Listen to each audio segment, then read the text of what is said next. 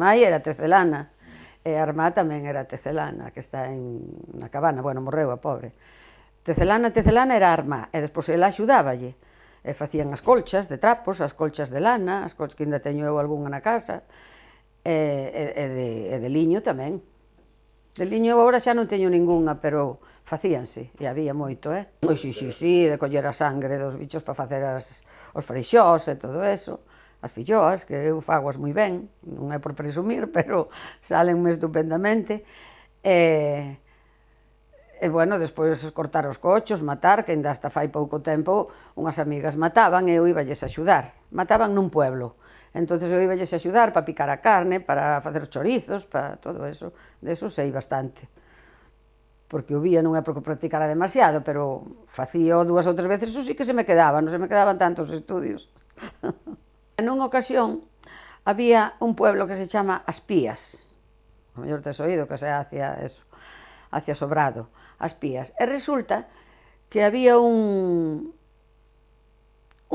pía desas que era como un cubo onde bebían as vacas e donde tal, bueno, así tirada ali, entonces unhos que iban á misa noutro pueblo, que ali non había, entonces colleron as pía e dixo o señor, vouche a levar, porque me vale moi ben para as vacas e para todo, para que beban aí. Levouna, pos cochos, máis ben pos cochos. E unha vez que lle la puxo ali, os cochos bebían e morrían. Non había uno que se salvara, todos os que bebían aí. Entonces, dixo el, ai, por Dios, pois matamos cochos, pois non podo ter esta pía aquí.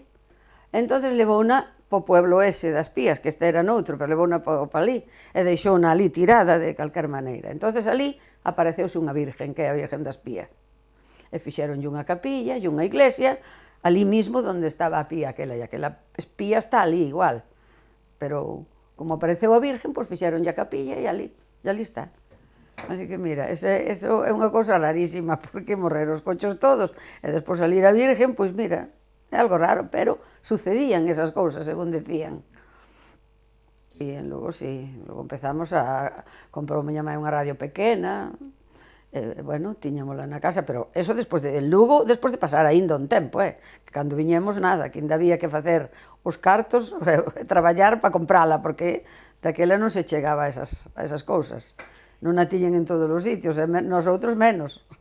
Hasta non me acordo de moito deles, nin dos nombres, nin de nada. Ahora que eu escoitaba moitos de radio e de teatro incluso, e me acordome de cando había aquelo en Lugo, como se titulaba, que iban a cantar Micrófono de Oro e outros máis, que había en Lugo tamén algún, ali no Gran Teatro. Pero non me acordo como se titulaban, eu sei que o sabía, iba a velos e toda a historia. Bueno, pois fomos cas amas de casa a un concurso de Piñeiro. Entonces, cando salimos, dixeron, si queríamos pois algunha apuntarse para que nos chamaban, para vir a facer un programa ou para o que fora, e para mis. E dixen yo, mis, nosotras mis, e apuntámonos 2 de Lugo, nada máis das que íbamos. Entón, bueno, pois xa vos chamaremos isto e outro, dixe, bueno. A outra señora despois arrepentiuse e dixo que non quería que a chamaran, porque ela non iba a ir, tal. Despois chamaronme a min. Eu sí, e fun, e viñeron aquí, entrevistáronme, e dixo, bueno, pois así que pase un tempo xa te chamaremos para que teñas que vir alá. Entonces chamáronme, e fun 3 veces, porque primeiro había que concursar con outras persoas, unha de Vigo, outra de Pontevedra, e así, iban collendo de cada pueblo. E eu fun de que dixen, bueno, eu vou por ir, que máis dá? Vamos a pasar o rato, vamos a pasar o día, que é o que conta. Foron outras 2 amigas conmigo. Entonces desfilamos 4, me parece. Tiñan que chamar por teléfono, as que tuveran máis votos, tal e cual, e entón, dale, bueno. De entre todas, tuven eu máis votos, entonces colleronme a min e chamáronme, porque había un viaxe, había un premio, por eso eu fun aínda, un premio para ir a Madeira.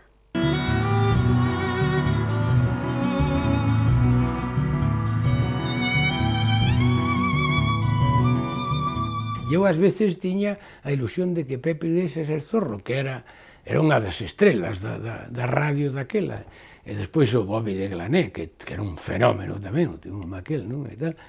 Pois o Pepe Iglesias eu tiña unha certa esa de que fose parente de algunha daqueles parentes de miña nai que que marcharan para a Argentina, non sei. Os pais eran de Lugo, bueno, miña nai era de Palas, claro, non, ao mellor non, pero podía ser, oye, que non. Na parte onde eu vivía, supoño, porque nunca soupen como era no outro lado, había, a pesar de moitos controles e tal, había un certo relaxo dos costumes, non? Quero dicir que, bueno, tú baixabas a Fingoi, malo sería que non houvese algunha rapaciña guardando as vacas ou no río e tal, e as posibilidades de ligue eran bastante maiores que, non sei como era dentro de murallas daquela, non?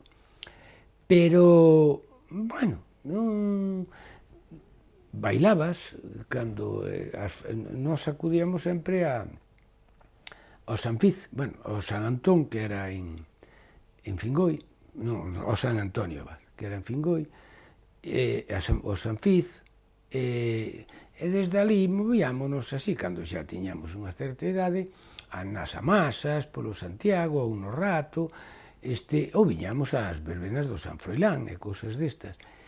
E, bueno, coas rapaciñas do barrio, pois, íbamos ligando dentro do que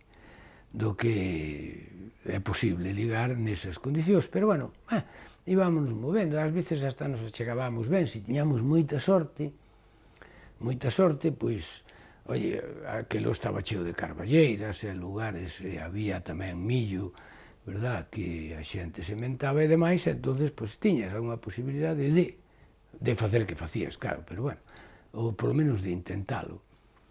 Despois, cando empezabas a ter xa, non sei, empezabas a moverte noutros ambientes, porque xa coñecías compañeiras que estudiaban contigo, ou preto de ti, e demais, entón, aquilo xa mudou un pouco máis nas formalidades aquelas que había de que si non lle podías coller a mao á moza, pero cando non te vían a collías xa, en fin, ese tipo de cousas. De calquera maneira, eu nunca fun así un tipo especialmente agraciado, non? Entonces, tampouco non era a miña preocupación o ligue, aínda que tampouco me podo queixar, a verdade é esta, non? O sea que, bueno, dentro das limitacións, pois non me queixo, non? Había algúns compañeros que se queixaban bastante máis, e supoño que con razón. Pero, ben, vivíamos nunha época, ademais había un control tremendo, non? Por parte non tanto por parte dos pais, sino por parte da sociedade, non? O sea, como ti foses un día pola tolda, non sei, elevases a unha rapaza da mao durante 6 metros, antes de chegar á casa xa o sabían na casa, e sobre todo, e o que era peor, na casa da rapaza, claro. O sea, que todo Dios se chivaba, non sei por qué, pero, home, logo sempre fomos espantosamente chivatos, non? Sempre esta manía de andar os mando a ver que fai este ou que fai este outro, e ilo contar, e inventar mentiras, porque a verdade é que se os lugueses temos algunha virtude, o de ser así moi xenerosos cos nosos veciños e tal, esa non é a verdade. O sea, hai bastante envexa, sempre houbo, e moitas, non sei, aquí é bastante normal que se inventen de que un tío fixo non sei que facatuela, aínda que sexa mentira, non? Pero todo o mundo sabe e todo o mundo cree. E todo o mundo di de primeiras, home, eso xa, bueno, está visto. No, cousa que casi nunca é certa, non?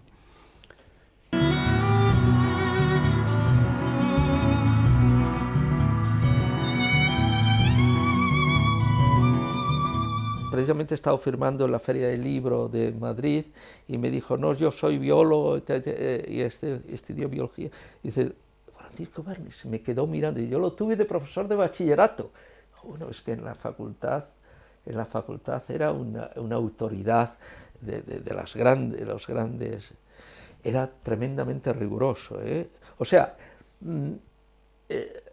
él lo que hacía, te hacía amarlas. Yo no he sido más de letras que de ciencias, aunque después estudié náutica también y me costó, pero él, el que no sabía la clasificación de los 10 clases de insectos, te suspendía y no había quien le sacara de ahí, pero como te hacía amar la asignatura, no te costaba.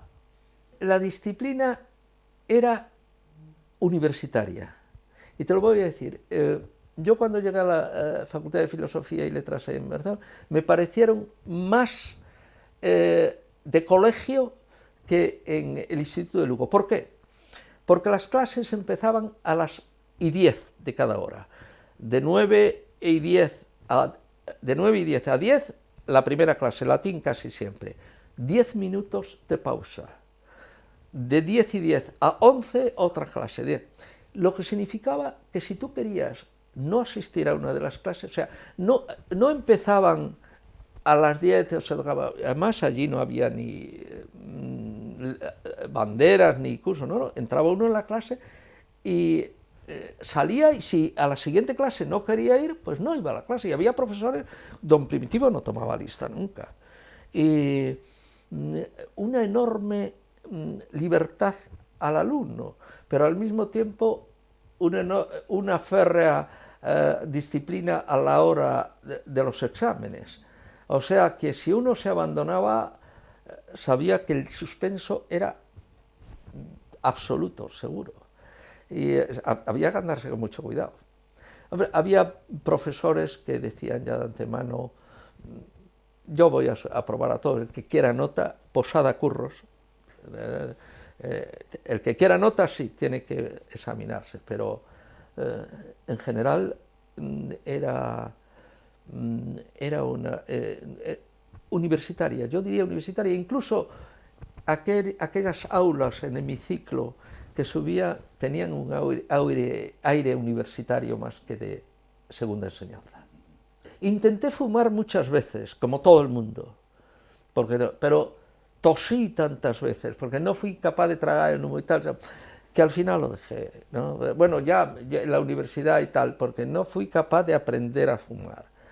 Bueno, fumar entonces cigarrillos de manzanilla, porque el tabaco estaba muy racionado.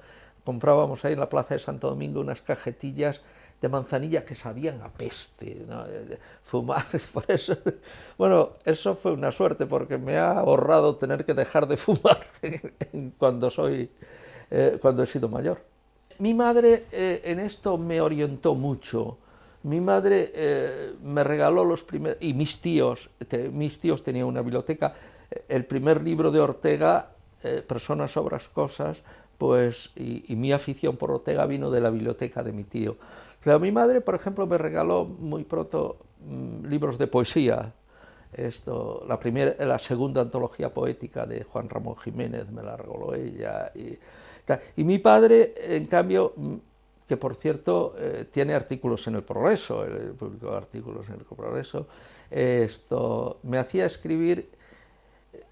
Tener padres pedagogos tiene también sus inconvenientes, porque las vacaciones no eran tales vacaciones como los otros, entonces no había tareas, las vacaciones, nada.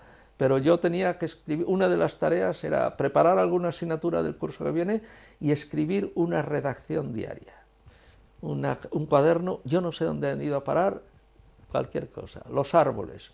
¿Qué es los árboles? Pues escribirse una redacción sobre los árboles. Otra, una tormenta. Bueno, y así, un día tras otro día, la página, una paginita. Ahí posiblemente nace el periodista y el escritor y todo. Se me daba bien, la verdad es que las letras se me dieron bien desde el principio. Fui más, aunque siento una tremenda devoción por la ciencia, más que por la ciencia en general. Es decir, las matemáticas, siento no haber sido, porque considero que las matemáticas es un lenguaje que en vez de letras se habla con números, ¿verdad? Y no haber llegado a dominar la matemática alta, la alta matemática, ¿no? el resto de mi familia pues son ingenieros, mi hermano, los 3 hijos son ingenieros, mis primos de aquí de Lugo son también ingenieros, y yo he salido uno de los pocos de letras, ¿no?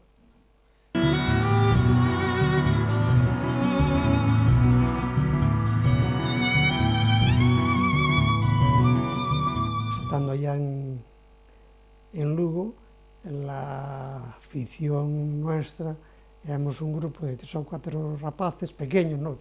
De 13, 14, 15 años, salíamos, comíamos a mediodía y nos marchábamos al río, teníamos controlado a unos kilómetros de río aproximadamente a pescar truchas a mano. Todos los días íbamos, ya conocíamos que la trucha tiene una carencia, ir a determinado lugar y todos los días íbamos, reconocíamos perfectamente el río, íbamos a zonas determinadas, llevábamos truchas para casa todos los días. Recuerdo un día de tormenta, allí debajo del pazo había una roca que pues, se podía meter uno, pero no se atrevían, yo me metía buceando y un día de tormenta estaba completamente, había una cantidad de truchas que saqué 9 truchas seguidas. Las acariciaba, cogía la mano, las tiraba a la orilla y 9. Era muy fácil. La trucha no se le puede tocar la cola. Si le tocaba la cola, Dios, salía como una centella. Ahora la acariciaba por el vientre y se acercaba. Era fácil, lo voy a poder coger la galla. Eso es muy curioso. Eso luego, una radio, recuerdo que tenía don Jesús Varela, una radio, claro, de los modelos que había en aquel momento, y se ponía todos los días la radio, pero yo no recuerdo. Me dedicaba más que nada a estudiar porque yo tenía conciencia de que tenía que hacerlo, porque mi madre era viuda y la verdad era consciente de lo que debía de hacer. Estando en Lugo, la afición al deportivo, porque estaba aquel portero Juan Acuña, que era muy conocido en aquel momento, era muy buen portero, y eso pues traíamos. Luego en Lugo Iván Martínez Suárez y el hermano, que había sido buen jugador, creo, se jugaba en el campo del Polvorín. Yo he ido 1 o 2 veces, había ido hasta el Polvorín. Y luego había el cine en el Círculo. El Círculo subía por allá al lado de la muralla y había una pantalla y desde la parte alta veíamos. Fui varias veces a ver películas allí, ahí perdí la idea. El primer final que fue al Barbagelata, en Sarria. No recuerdo a mí, yo sé que estuve allí, que había unos bancos, que había bajado, pero yo no recuerdo ya, tengo una idea muy vaga de todo aquello. Sé que fui a ver aquel cine, pero nada más. Que aún se conserva el edificio aquel, situado allí, fue casi al lado del que fue Cine Cisa después. Aún se conserva.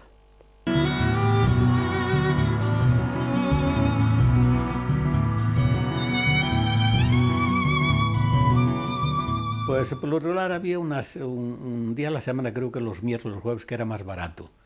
Y recuerdo también, pero de una manera muy poco fijada, haber ido al cine del Círculo de las Artes, que se entraba por el lado de la muralla. Pero tendría yo 7 años o 8 años, recuerdo eso, pero no muy bien qué película vi en aquel entonces, no sé. Pero era una válvula de escape fabulosa, el cine, donde creaba las ilusiones, y cuando veíamos, yo particularmente, cuando había alguna película de las pocas que venía, que se oía hablar de América y todo eso, pues era fascinante decir que había fuera de nuestras murallas, que había otro mundo también, ¿no? Yo recuerdo que después yo siempre fui un malísimo estudiante, quizá porque no tuve la disciplina desde pequeño que tienen otras familias de educar en el estudio, pero sí recuerdo que me nutría mucho porque había una biblioteca, era del Frente Juventudes, y teníamos acceso a coger libros y después los teníamos que devolver, por supuesto. Llevaba un control bastante rígido. Y me gustaba mucho tomar libros de la biblioteca del Frente Juventudes y instruirme un poco. Pero yo recuerdo que a los 13 años mi madre me mandó a la Academia Celta. Yo no hice el bachillerato, pero realmente ya tenía yo, después tenía un amigo que tenía una biblioteca muy importante y me nutría mucho de sus libros. Y bueno, en la Academia Celta pues aprendí muchas cosas muy interesantes de la cosa comercial, pero realmente no recuerdo yo haber tenido una permanencia muy longeva en cuanto a estudios se refiere, ¿no? Recuerdo Julio Verne, para mí fue un libro de cabecera también, de todas esas aventuras, y hubo un libro que me impactó muchísimo, por las ilustraciones tan maravillosas que tenía y los colores, que era El avaro de Molière. Era un libro que siempre recuerdo, lo tuve que devolver porque no era mío, pero era un libro precioso. Yo no recuerdo cómo se hacían libros de aquel entonces con unas ilustraciones maravillosas, y es un libro que siempre lo tengo en mi mente por las ilustraciones que tenía tan maravillosas, ¿no? Pero yo me nutrí mucho de por libre, como se dice vulgarmente, de conseguir lectura permanentemente. No, porque mis padres habían emigrado a Cuba, estuvieron allá 30 y tantos años, y yo fui el único que nací aquí en España, pero mis dos hermanas habían nacido en Cuba. Pero ellos venían, por natural, de la Galicia profunda y se asentaron después cuando regresaron aquí en Lugo. Pero no, mi madre trabajaba en la fábrica Bella, era una fábrica de embutidos que había aquí, que después, cuando yo emigré, recuerdo una vez en Nueva York encontrar embutidos de la fábrica Bella, cosa que era impensable, ¿no? Pues eran de mi madre del Sabiñao y mi padre de Begonte. Cómo se llegaron a cruzar, no sé, pero se conocieron en Cuba. No, emigraron por separados, ¿no? Pero se conocieron en Cuba.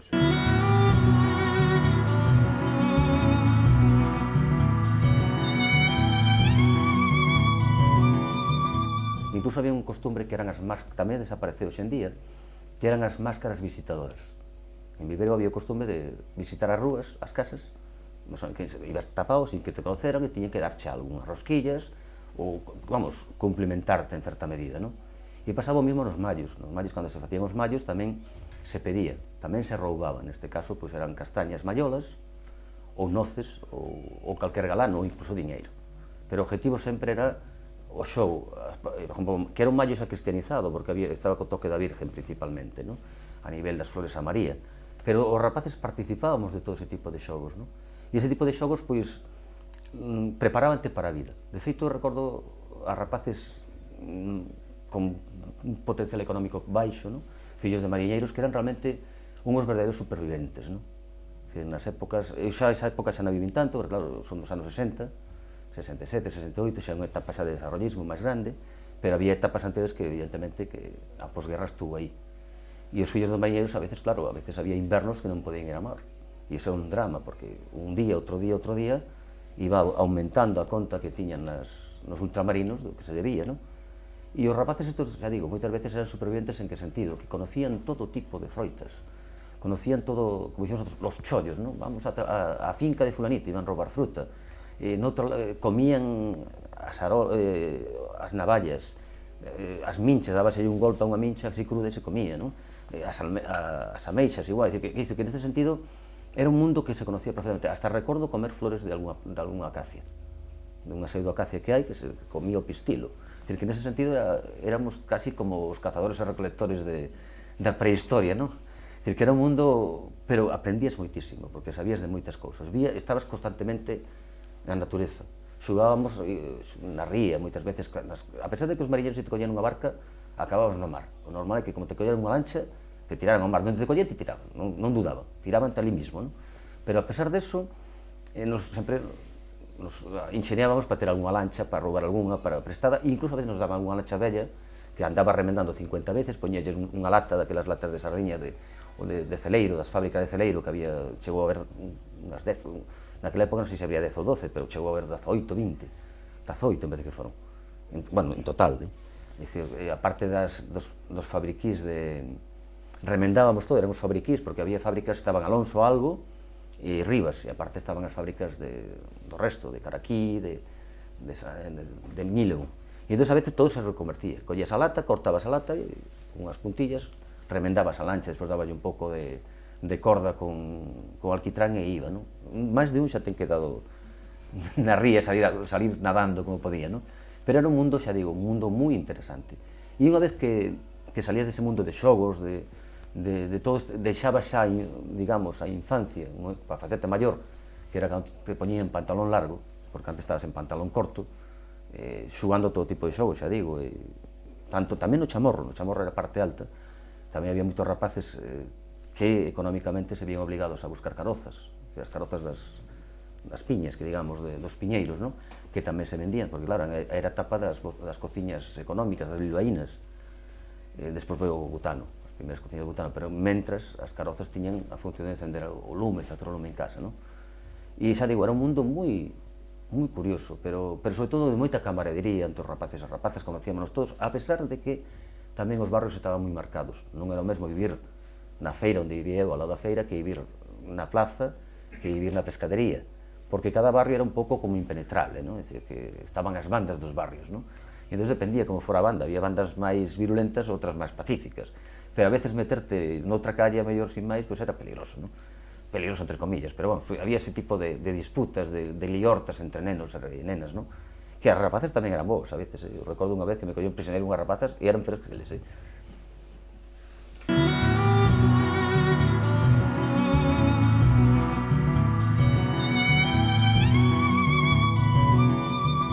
Andar en el chalano era ideal, tenías que aprender a remar y andabas allí en los chalanos, pero los marineros que los tenían muy limpios les molestaba mucho que anduviésemos porque los llenábamos de arena.